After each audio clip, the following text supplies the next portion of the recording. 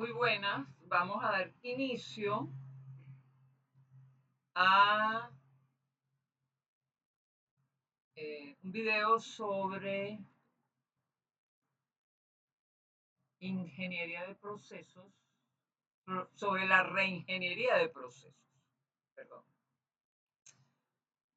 La reingeniería, hemos titulado este video Comenzar de la nada, porque esa es la filosofía que esconde la reingeniería del proceso. Supone un corte radical entre las cosas que hemos venido haciendo y lo que queremos que se haga.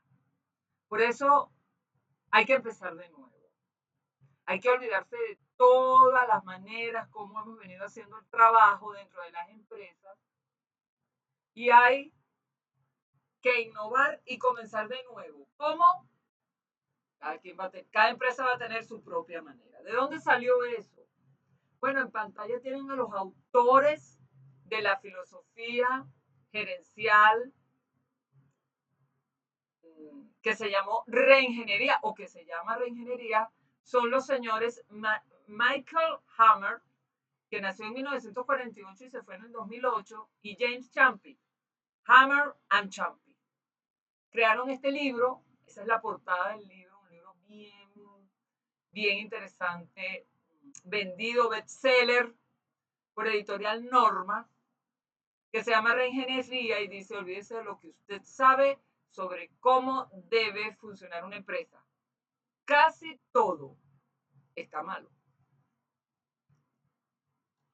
Y esto nos obliga a volver sobre el proceso. ¿Qué es un proceso? Un proceso es una secuencia de acciones administrativas, funciones o tareas que se realizan de forma organizada para lograr un resultado específico y que involucran recursos varios: dinero, personal, tiempo, infraestructura, acuerdos, todo aquello que se fusiona a la luz del proceso forma parte de los recursos, el know-how, el conocimiento, etcétera, etcétera. ¿Cuál es la lógica del proceso? Bueno, independientemente del área de la empresa donde opera el proceso, su funcionalidad es siempre la misma: una entrada, una transformación y una salida. Lo que entra y lo que sale. Y en el medio está la transformación. Generalmente queremos sistematizar procesos, utilizar tecnología para sistematizar procesos, argumentando que esta estrategia de la sistematización tecnológica va a aumentar nuestra productividad y nuestra eficiencia. Pero si el proceso está mal, si el proceso es equivocado, si el proceso es ineficiente, si el proceso no está verdaderamente alineado a un objetivo fundamental, si no procesa los insumos de la manera correcta, digitalizar sin revisar procesos es solo maquillar un problema. Y quizás, si el proceso es equivocado, hacerlo más grande. ¿Cómo funciona un proceso? Bueno, tiene tres partes fundamentales: los inputs o entradas, que son los recursos iniciales, pueden ser materiales, puede ser información, puede ser tiempo, energía, puede ser infraestructura, etcétera, etcétera. Y el proceso de transformación propiamente dicho, que es el conjunto de actividades que hacen el trabajo. Aquí es donde se agrega el valor. Es el producto final, el servicio o el resultado de la transformación. Lo que se busca es la tercera parte. Tipos de procesos según el contexto. Por ejemplo, la informática o sistemas operativos. Un proceso es un programa en ejecución. No es solo el código, que es algo estático, sino la actividad real que ocurre en la memoria de tu computadora o celular. Incluye el estado actual de la actividad, el uso de la memoria RAM y las instrucciones que el procesador está leyendo en ese momento. Tipos de procesos según el contexto en las organizaciones, por ejemplo, negocios. Bueno, son los flujos de trabajo que una empresa sigue para entregar valor a un cliente. Se dividen en tres. Los estratégicos, que definen el rumbo de la empresa, ejemplo, la planeación anual o trimestral, trianual, perdón, quinquenal o la de muy largo plazo.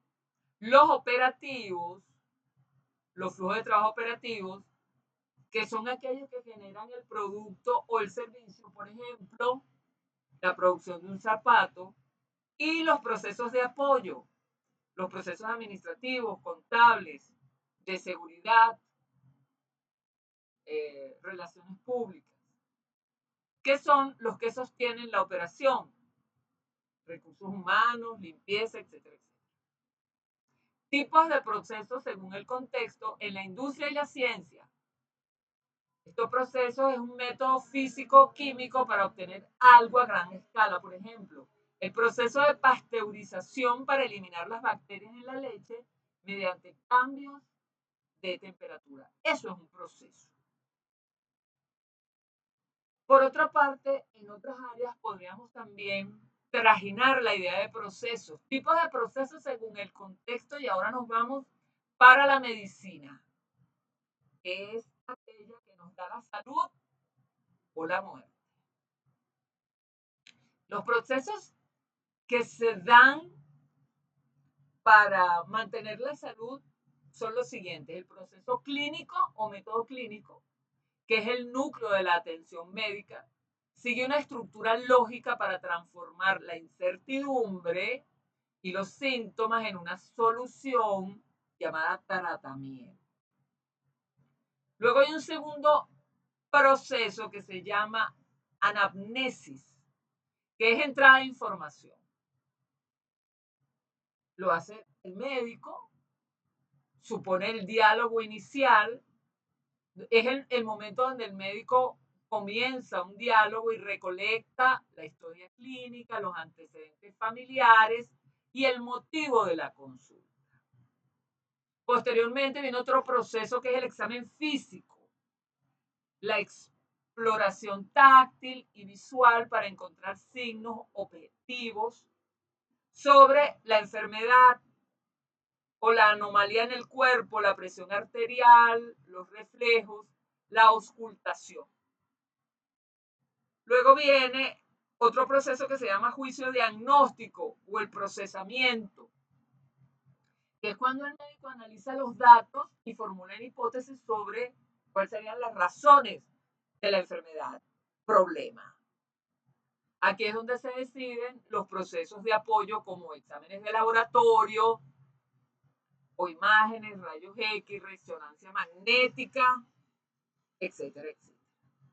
Y finalmente tenemos el plan terapéutico, que sería la salida o resultado, que es la ejecución del tratamiento, ya sea farmacológico, quirúrgico o de rehabilitación. Terminando este proceso en el restablecimiento de la salud del paciente o en la muerte del mismo. El proceso, también tenemos el proceso de gestión hospitalaria. Para que el médico pueda atender, existe una infraestructura de procesos invisibles pero críticos dentro de los hospitales. Tenemos el triaje o clasificación, que es un proceso de urgencia que prioriza a los pacientes según la gravedad, no por orden de llegada. Luego viene el proceso de protocolos de seguridad, los pasos obligatorios para evitar errores como la verificación de la identidad del paciente antes de una cirugía o la administración de medicamentos, habida cuenta de la condición del mismo, ya tenga alergias, sean requeridos, no sean requeridos, etcétera, etcétera. Hay unos protocolos estrictos que hay que seguir para garantizar no se pueden equivocar, porque una equivocación allí puede constituir en la muerte del paciente. Y luego viene la continuidad de la asistencia, que es el proceso de dar el alta y dar el seguimiento a la mejora total del paciente, asegurando que toda la información pase del hospital al médico de cabecera o al hogar, donde se va a terminar de restablecer el paciente. Así como hay un proceso para la vida dentro de los hospitales y clínicas, también hay un proceso en la vida planetaria. Todo tiene una lógica de acción y podría considerarse como proceso.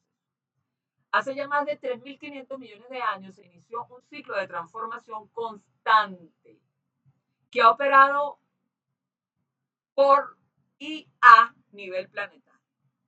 La vida no opera como una serie de eventos aislados, sino que es un complexus, como dice Edgar Morin en su libro sobre la complejidad. Se actúa en red, en malla y en complejidad, como un sistema global de procesamiento de energía y materia. Este proceso se conoce técnicamente como la biosfera, una capa delgada de la Tierra donde la interacción entre la geología, la atmósfera y los organismos permite la existencia de lo vivo, como ese gato verde peludo que está en pantalla y que nos dice que los animales son parte de la vida y que hay que cuidarlos, que no solamente la vida es de los humanos, la vida es de todos los elementos del planeta.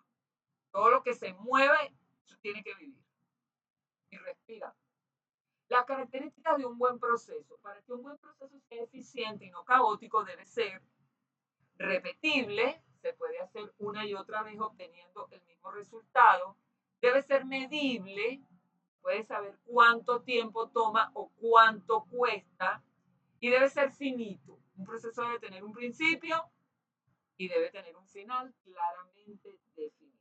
En resumen, un proceso es el mapa que nos dice cómo llegar del punto A o la necesidad al punto B o la solución de la manera más ordenada posible. La revolución del proceso. Este cambio de los procesos como estructuras claves en la gerencia no ocurrió en un solo momento, sino que evolucionó a través de tres grandes olas de pensamiento. Iniciáticamente, en el origen tenemos la fragmentación del proceso que se dio entre 1910 y 1920. Aunque hoy asociamos procesos con fluidez, el concepto nació con la necesidad de descomponer el trabajo en sus partes más pequeñas para controlarlo. Las tareas de Frederick Taylor. ¿Dónde nació? En la fábrica de los Estados Unidos y de Francia. Las funciones principales de Henry Fayol. Ahí está la revolución del proceso. Autores claves para la reingeniería. Ya se lo dije. Frederick Taylor, con su libro The Management Scientific, la administración científica o el manejo científico. Fue el primero en analizar el proceso de trabajo mediante el estudio de tiempo y movimiento. Su objetivo era encontrar la única mejor manera de llevar adelante ese trabajo, the one best way, para realizar una tarea. El pasado se hace pesado cuando lo traes arrastrando. La reingeniería dice que el pasado no hay que arrastrarlo, que hay que dejarlo atrás. A veces necesitamos hacer reingeniería con muchas cosas en nuestra vida. Autores claves para la reingeniería tienen a Henry Fayol con la teoría clásica, que introduce el concepto de proceso administrativo. Es él el que define la administración en 1916, diciendo que la gerencia no es un estatus, sino una serie de funciones secuenciales: planificar, organizar, dirigir, comandar, coordinar y controlar.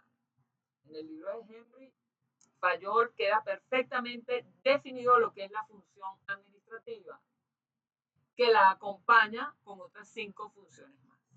Luego Frank and Lillian Gilbert perfeccionaron el análisis de procesos manuales buscando eliminar movimientos innecesarios para optimizar la eficiencia física. Los por qué de la reingeniería de procesos. ¿Por qué conocer, crear, comunicar y compartir? La reingeniería de procesos busca olvidar lo que es y concentrarse en lo que debe ser. Es una ruptura con el pasado y hay que rehacer de nuevo el proceso. Y resulta que el pasado no es considerado para definir el presente y el futuro, porque está considerado grueso, deficitario y demoledoramente perverso. Lo otro es no mejorar el proceso ni modificarlo, es reinventarlo completamente de nuevo, repensarlo y rehacer. ¿Por qué? Porque estos procesos rediseñados a la luz de la reingeniería quieren cambios espectaculares, no como la calidad total que va poco a poco. Esto es un cambio radical y espectacular. Las características de la reingeniería la ven allí, en ese gran martillo sobre esa roca.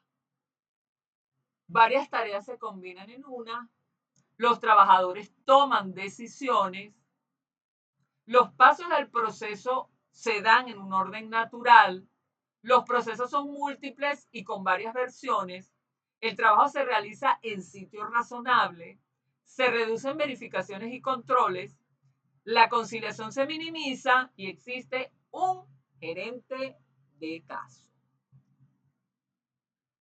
Aquí está una niña japonesa después de la bomba atómica. Miren el rostro, miren la cara. La mirada sistémica de la calidad. Entre 1950 y 1970, tras la Segunda Guerra Mundial, la mirada cambió de la tarea individual al flujo total y la interdependencia. ¿Dónde pasó eso?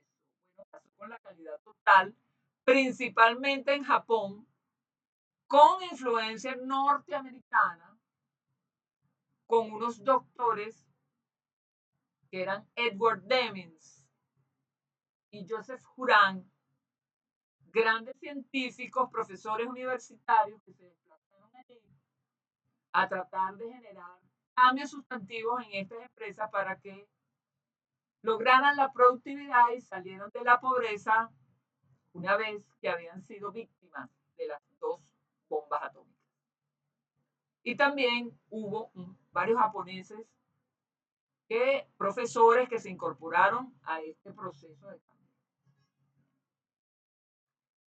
Como ya les dije, el doctor Edward Deming y Joseph Juran introdujeron el control estadístico del proceso. Para ellos la empresa es un proceso que comienza con el proveedor y termina con el cliente satisfecho. El ciclo es PHVA: planear, hacer, verificar y actuar. Y Taiichi Ohno, que trabajó en Toyota Production System, creador del concepto de Lean Manufacturing, miró el proceso como un flujo de valor donde cualquier interrupción o desperdicio, como letra mudo, debía ser eliminado. Otro autor clave es Ludwig von Bertalanffy. Aunque era biólogo, su teoría general de sistemas permitió a los gerentes entender la organización como un proceso abierto que intercambia energía e información con su entorno. Pero la consolidación de la reingeniería de procesos se hace en 1990 por parte de los Estados Unidos de Norteamérica.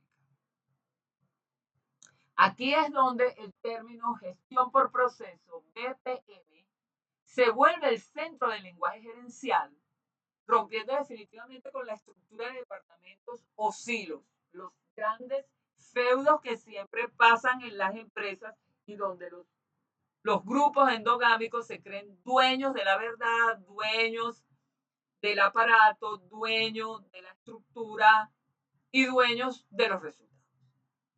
Fue en las escuelas de negocios de los Estados Unidos y con los consultores globales que son Michael Harmer y James Champion en 1993, cuando publicaron este libro que yo les mostré al principio de la lámina, que es reingeniería en las corporaciones, propusieron que las empresas no debían organizarse por funciones, ventas, finanzas y producción, sino por procesos de negocios de extremo a extremo. Michael Porter, posteriormente, con su concepto de la cadena de valor, su concepto de estrategia competitiva y estrategia comparativa, permitió visualizar cómo cada proceso interno suma o resta valor al producto final y a la ventaja competitiva. Aquí tienen nuevamente a los autores y al libro de reingeniería, Michael Harman y James. El resumen de la evolución de la reingeniería de procesos. Tenemos la época, tenemos el enfoque del proceso y el autor o referente. En la época clásica, 1910, el enfoque del proceso era descomposición por tareas y funciones. Y sus exponentes teóricos fueron Henry Fayol, ¿verdad? Y Frederick Taylor. Luego, en 1950, el enfoque del proceso fue flujo y mejora continua estadística. Los representantes fueron Deming, que era norteamericano, y Ogno, que era japonés.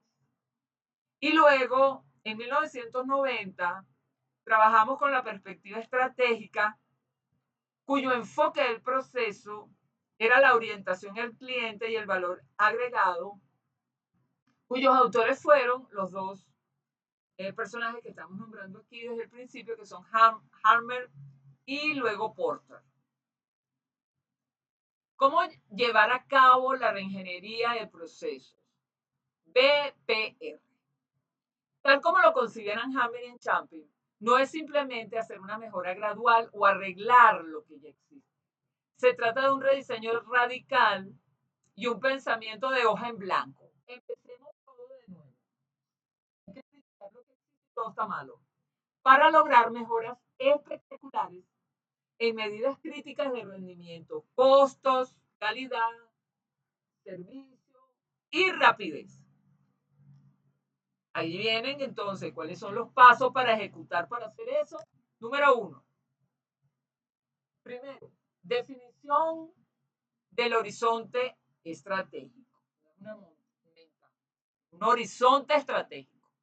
Antes de colocar cualquier proceso, la alta dirección debe tener claro el porqué del cambio. No es un cambio a lo loco. Tiene que estar definido sus razones para hacerlo. La reingeniería es dolorosa y costosa, por lo que requiere una justificación poderosa. Hay que hacer una identificación de brechas, comparar dónde está la empresa y dónde necesita estar para sobrevivir o liderar cara al futuro. Que hay una gran distancia entre sobrevivir y liderar. Una posición es reactiva y otra posición es proactiva. Sobrevivir es andar en el mínimo y liderar es ir a la cabeza, a la vanguardia y ir arriba en la cresta de la ola. Y luego viene la selección de los procesos críticos, que no se puede hacer reingeniería de todo a la vez. Es un proceso paulatino donde se eligen los procesos que tienen mayor impacto en el cliente, es decir, trabajar con aquellos procesos que satisfacen las necesidades de manera directa del mercado, de los clientes, o que presentan mayores fallos, lo que se llaman procesos rotos. Lo segundo es la formación del equipo de reingeniería. Un error común es dejar esto en manos de un solo departamento. Toda la empresa de alguna manera debe formar parte de este proceso que debe ser multidisciplinario.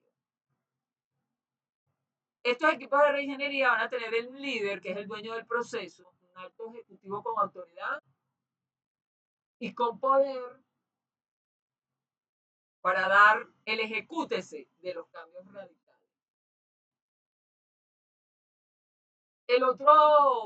La otra parte es el equipo de diseño, que son personas que conocen el proceso actual, pero que sobre todo personas ajenas a él que aporten una mirada fresca o, o cuestionadora, eh, rompiendo la idea. Él siempre, ese proceso siempre se ha hecho así. Es exactamente esa idea la que este equipo de diseño debe demoler de punta a punta.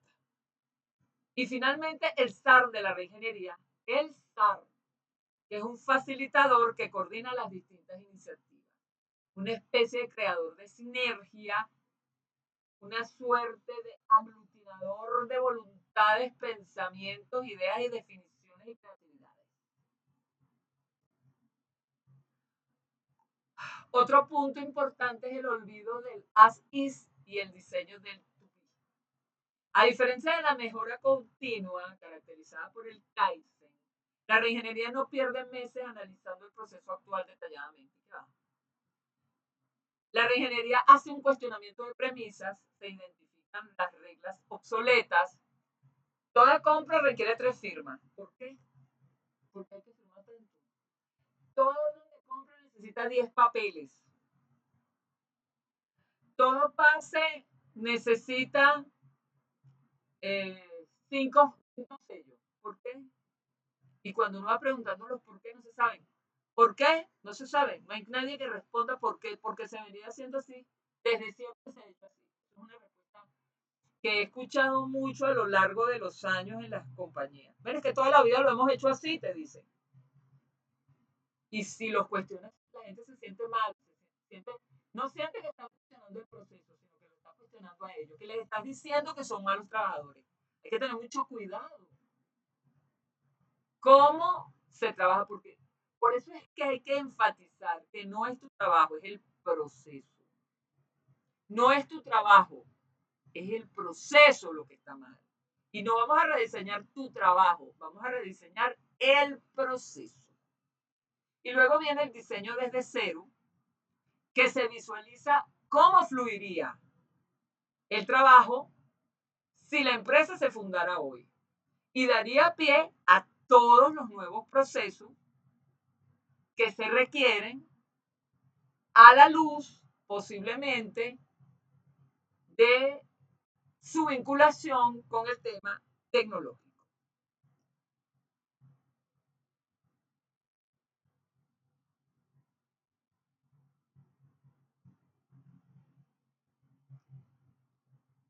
Aquí. El cuarto punto es el rol de la tecnología de información en la reingeniería. En la reingeniería la tecnología no es una herramienta para automatizar lo viejo, sino un habilitador de lo nuevo. Se busca que la información esté disponible en el punto de decisión, eliminando intermediarios y burocracia. Permite que los procesos que antes eran secuenciales ocurran de forma paralela. El quinto punto es la gestión del cambio organizacional.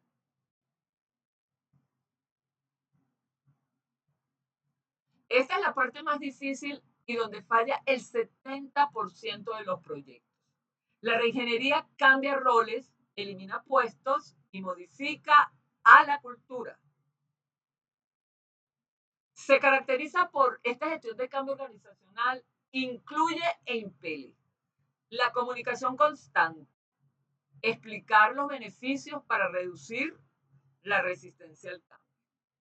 Luego, el rediseño de cargos, pasar de tareas simples a trabajos multidimensionales. El personal ya no solo hace, sino que también decide.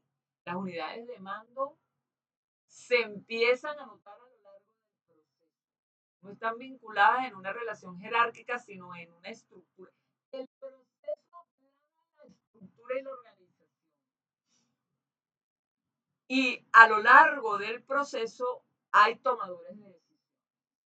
La decisión no se concentra en la cúpula jerárquica y la pérdida de la decisión está en los niveles inferiores, sino que la decisión se disemina eh, a lo largo de todo el proceso.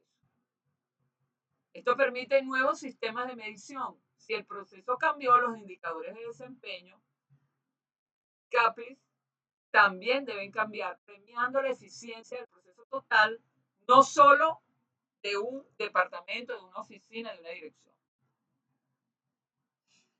Un resumen de pasos para la ejecución tiene, por ejemplo, tiene por un lado la fase y la acción principal. En la fase de preparación, la acción principal es definir metas ambiciosas y obtener apoyo de los poderosos de la junta directiva. En la fase de identificación se seleccionan los 2 o 3 procesos que más generan valor al cliente.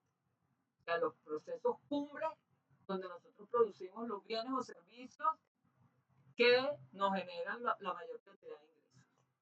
Luego viene la fase de visión, que es imaginar el proceso ideal sin las restricciones ni las limitaciones del pasado. Luego viene la solución, que es diseñar los nuevos flujos de trabajo y la estructura de las tecnologías de información necesarias. Y finalmente viene la fase de transformación, donde se implementan y se miden los resultados y se ajustan los resultados esperados. La reingeniería no es un fin en sí mismo, sino un medio para alcanzar la competitividad.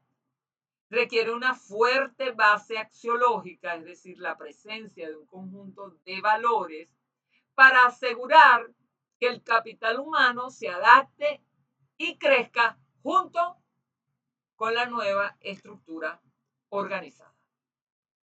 Cultura y valores no se borran de un tirón. En un proceso de reingeniería, la cultura corporativa y los valores suelen ser el componente más frágil y paradójicamente el más determinante para el éxito. Como la reingeniería implica un borrón y cuenta nueva, el choque cultural siempre va a ser inevitable, porque la cultura, los valores, la experiencia y la existencia humana, mientras las personas estén vivas, no se borran por decreto. Se pasa de una estructura de control rígida a una de autonomía y responsabilidad. Por lo tanto, vamos a pensar el cambio de lo blandito, el desplazamiento de los valores, de la tarea al resultado. En las estructuras tradicionales tayloristas, el valor principal era la obediencia y la ejecución de una tarea repetitiva. En la reingeniería, los valores deben mutar hacia nuevos horizontes. Tenemos la propiedad o Owen Sharps, donde el trabajador ya no dice yo solo cumplo mi horario, sino que se hace responsable del proceso completo y de la satisfacción del cliente final. Eso es un cambio revolucionario en el rol del trabajador y el rol del director, porque el taylorismo es diseñar la tarea y supervisar que el obrero haga la tarea de esa manera. El obrero no piensa. En el caso de la reingeniería, tanto el obrero como el supervisor deben pensar para el rediseño de la tarea, su implementación y su mantenimiento. Pensar el cambio de lo blandito supone colaborar sobre la jerarquía. Se rompen los hilos departamentales.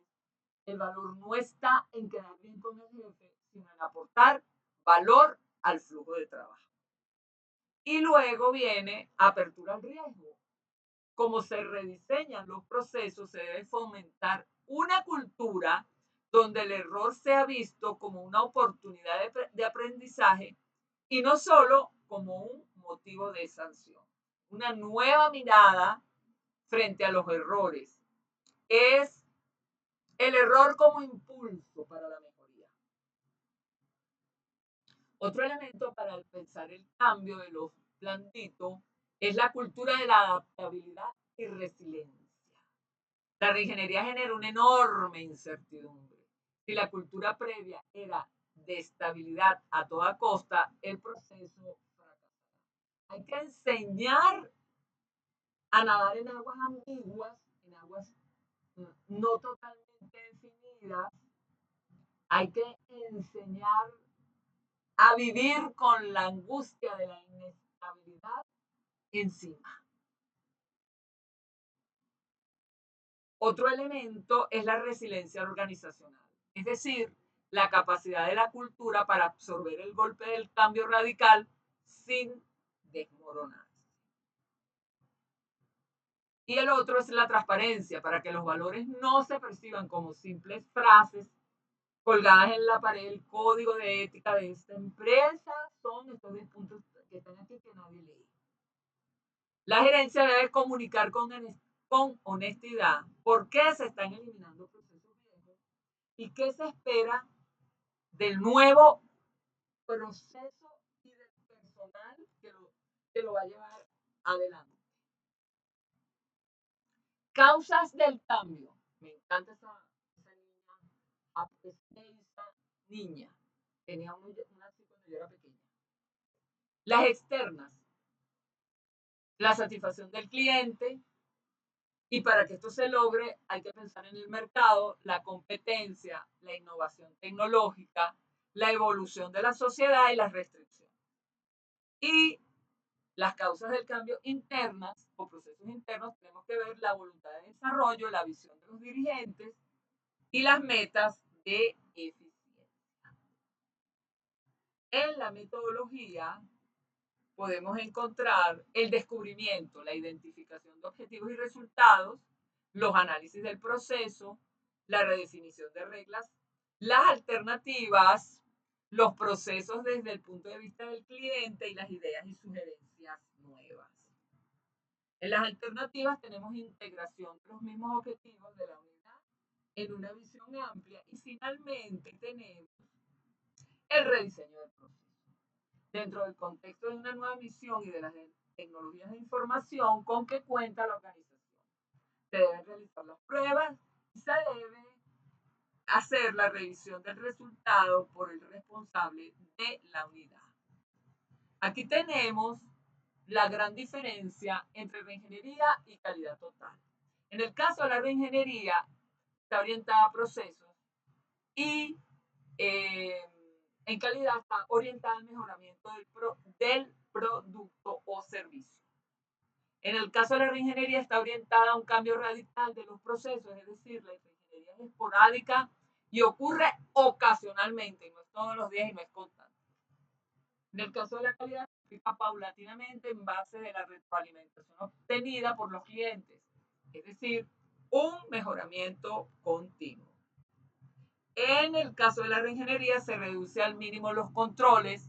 En el caso de la calidad no solamente que se mantienen constantes, sino que aumentan y son esenciales para el control de calidad. En la reingeniería se identifican qué procesos se van a rediseñar y se transforman para ver el cambio hecho realidad.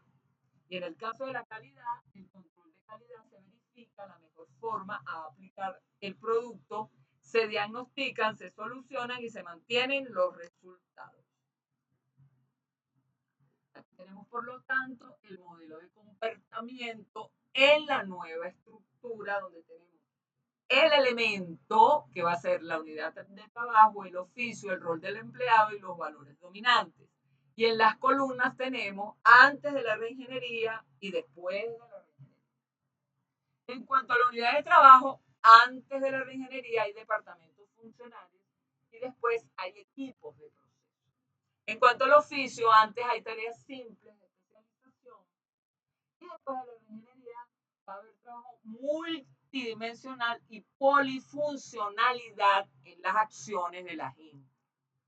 En el rol del empleado vamos a tener un empleado controlado, hace lo que se le dice, en el caso de la reingeniería y en el caso de después de la reingeniería, facultado para tomar decisiones, empoderado, pues, empowerment. Y los valores dominantes antes de la reingeniería son el proteccionismo y la burocracia. Y después viene la productividad y servicio al cliente. La base axiológica o los valores de la reingeniería es el ser de la organización. Para que la reingeniería no sea vista como una simple limpieza de personal o un recorte de costos, debe estar anclada en una sólida base axiológica, es decir, en un sistema de valores compartidos. Si la empresa valora el desarrollo humano, la reingeniería invertirá en capacitación masiva para que los empleados asuman sus nuevos roles recién hechos y complejos. Si el valor es la ética profesional, el nuevo diseño de procesos incluirá controles intrínsecos que aseguren la transparencia, especialmente en áreas sensibles como las finanzas públicas o el presupuesto. Otro elemento cautivador y por considerar de forma importante dentro de la reingeniería es el riesgo del vacío cultural. Si se cambian los procesos pero no se trabaja en la cultura, se crea un vacío. Los empleados intentarán aplicar las viejas mañas a los nuevos procesos, lo que genera ineficiencia y frustración. La gerencia debe actuar como una suerte de evangelizadora de los nuevos valores, de los nuevos procesos, demostrando con el ejemplo que las reglas del juego que se han cambiado son verdad, son posibles, son valoradas y son convenientes.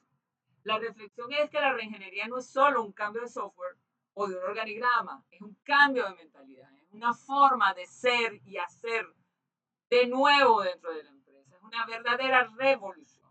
Sin una transformación en el querer hacer cultural y en el deber hacer valorativo, el saber hacer o proceso terminará por desgastarse. ¿Cuál es el mayor desafío en consecuencia? En el caso de la reingeniería de procesos, bueno, el mayor desafío de la reingeniería no es el diseño técnico de los flujos de trabajo, es la transformación de la mentalidad well-being de quienes la ejecutan. Ellos son los primeros que deben creer que la reingeniería de procesos es el futuro que se desea. Muchas gracias y hemos llegado al fin.